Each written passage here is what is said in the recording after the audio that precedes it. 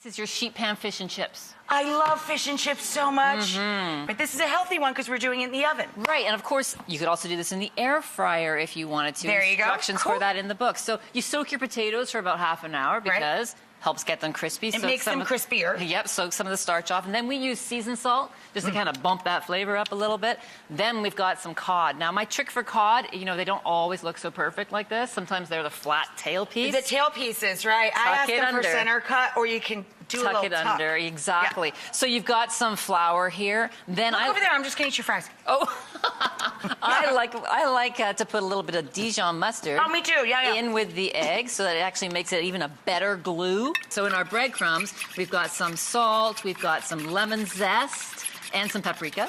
Nice. And then we can go ahead and take our fish, and of course, you, like I, do the wet hand, dry hand thing. Yeah. So you put these little fish, guys, on that sheet Now, pan. did you par-bake the potatoes first? 25 minutes. Right, yep. And you put your fish then on you add the fishies. And then you drizzle a little bit of olive oil on those guys, and then you pop that into the oven. Or you can use those little non-aerosol pump things. That's a nice even distribution for oven frying. Exactly. I'll do the swapsy. Okay. There we then go. You bring it out. And check this out. You know what? You could take that.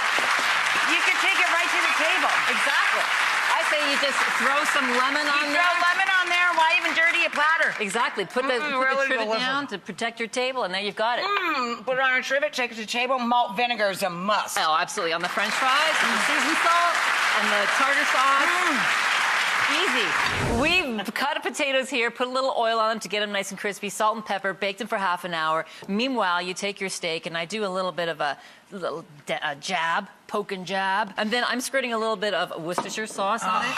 It's nice and salty. I it love gives you it. that like great flavor. And then a little bit of olive oil. And then we do a little bit of salt and pepper on these steaks. Not too much salt because you got the Worcestershire sauce.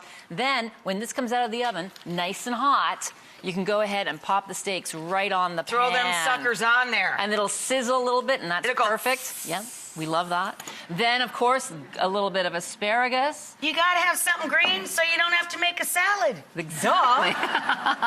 You take this to the oven 5 minutes at 450. You go another 5 minutes broiling it. Upper deck? Yeah, upper deck.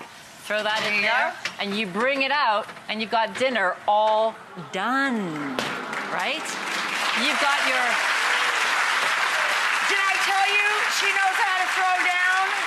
Yes, she does. You got your steak, you've got your potato, you've got your asparagus. All you need is a little bit of sour cream, some chives. All you need is your accessories, baby, for your night out. And oh, no, you're steak. staying in. Maybe a little candle, That's a little match. Some wine. Some wine. You slice up the meat so that it looks prettier. And the money you save on making steak at home allows you to buy the red wine to perfectly complement it. The one that you want. Great.